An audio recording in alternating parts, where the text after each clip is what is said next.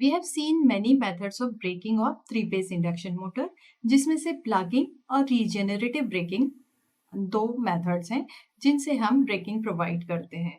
तो अगर इनके केस में हमें करंट कैलकुलेट करना है या टॉर्क कैलकुलेट करना है तो it becomes easier when we solve a numerical database analysis कर लेते हैं।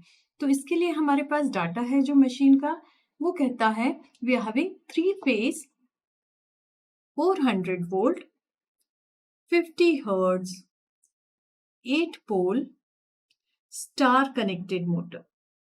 Star connected means currents in both the phase and line would be same, but voltage would be root 3 times phase voltage for line.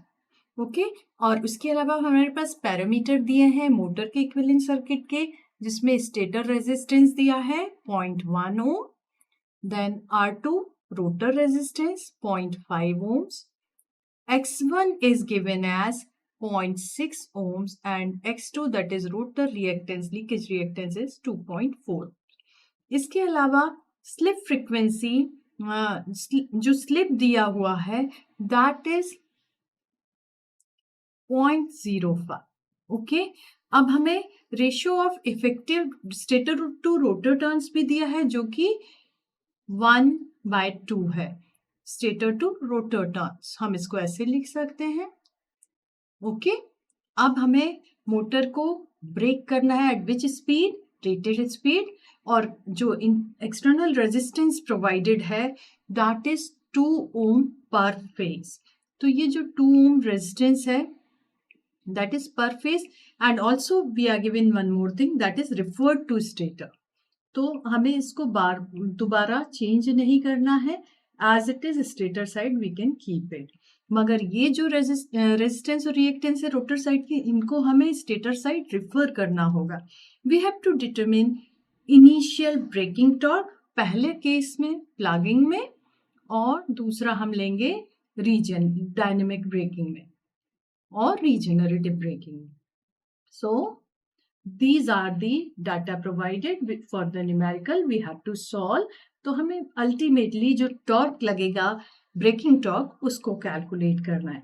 तो उसके सबसे पहले हमें rotor resistance जो दिया है इसको स्टेटर साइड रेफर कर दें, क्योंकि braking is to be provided on that side. तो R2 dash will be, what is the turns ratio given as 1/2.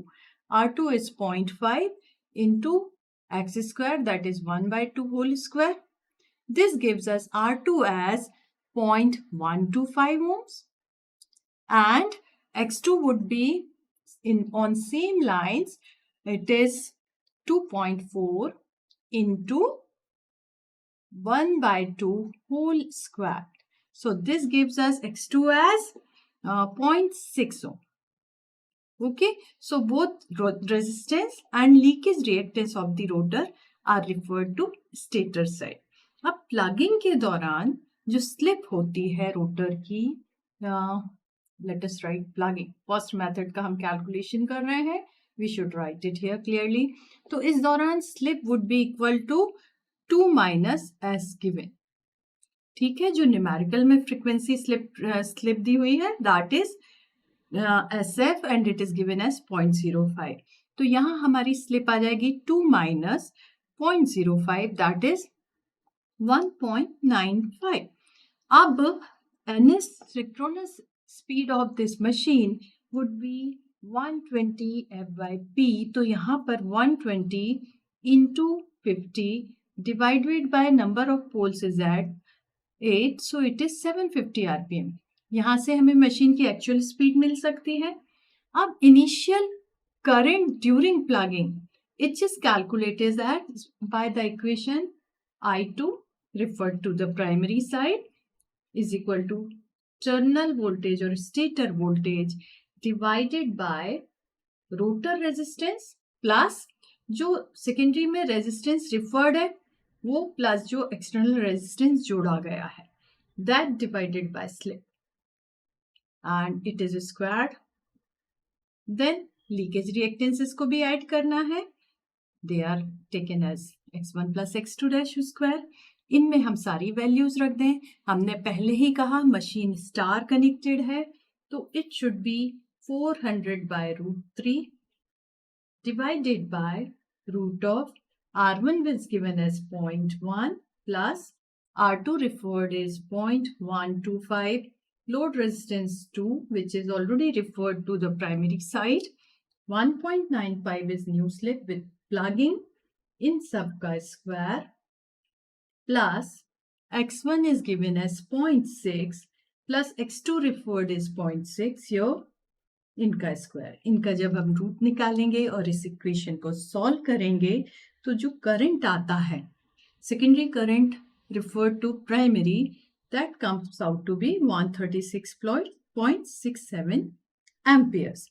अब इस करंट की वजह से हम टॉर्क निकाल लेंगे जो इनिशियल ब्रेकिंग टॉर्क है with this value of current. So it is expressed as TB is equal to 3 into power divided by omega s because 3 phase overall torque चाहिए. तो यहाँ पर हमें पावर कैसे निकालना है? It is I2 square R2 जो ब्रेकिंग के दौरान है और स्पीड क्या होगी? सिंक्रोनस स्पीड हमने यहाँ निकाल ली है 750. This is angular speed 2 pi n by 60 will give us the speed omega s in rectangular. Okay. तो अब हमारे पास 3 by 2 pi into 750 by 60. Okay, this is our speed. Then इसके बाद हमें क्या लेना है? Power is I2 square R. So I2 was 136.67 whole square into rotor resistance during plugging is this much. External resistance added to the rotor resistance referred. So this would be how much? 2.125 into 2.125 divided by slip during braking is 1.95. जब इस expression को हम solve करते हैं तो we get the answer for this braking torque initially which is calculated as 777.5 newton metre. तो ये जो टॉर्क आया है ये आया है during plugging of the induction motor. अब हम देखें रीजेनरेटिव ब्रेकिंग में किस तरह से टॉर्क इम्पैक्ट होता है. अब दूसरी मेथड हम जो देख रहे हैं डीसी डायनेमिक ब्रेकिंग, इस पहले हम इक्विवेलेंट सर्किट ड्रॉ करके देख लें विच टर्म्स वी नीड. तो इसमें हमने देखा हमारे पास वोल्टेज सोर्स है, उसमें फिर stator winding resistance and leakage reactance, then rotor winding resistance and leakage reactance were there initial. तो जब नॉर्मल सर्किट पे जहां पर ये सप्लाई वोल्टेज V है पर फेज में 400 by root 3, here R1 and X1 were there and we have referred all these quantities on the rotor side as secondary side on the stator side, so they are like this. और जो EMF induced है वो हम यहाँ पर EMF की बात कर रहे हैं which is also referred to the primary side और stator side. पर जब हम डायनेमिक ब्रेकिंग अप्लाई करते हैं so what is the equivalent circuit on the secondary side?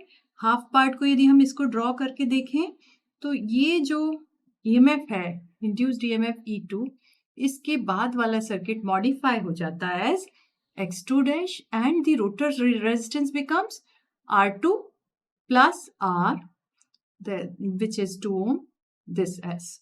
So rotor resistance is modified. तो इसके लिए हमें जो EMF induced है पहले उसको कैलकुलेट करना होगा. इंड्यूस्ड EMF जैसे हमने अभी प्लगिंग में देखा we can write it as V into resistance initially this would be R2 by S whole square plus X square and this is divided by overall circuit resistance that is R2 plus by S plus the R1 and overall reactance that is X1 plus X2 whole square. So this gives us the numeric value as voltage should be taken as per phase. So 400 by root 3 into inside this root is 0.125 divided by what was the slip? 0.05 whole square plus X2 was 0.6 whole square and divided by the denominator which says R2 by S is 0.125 divided by 0.505 whole squared.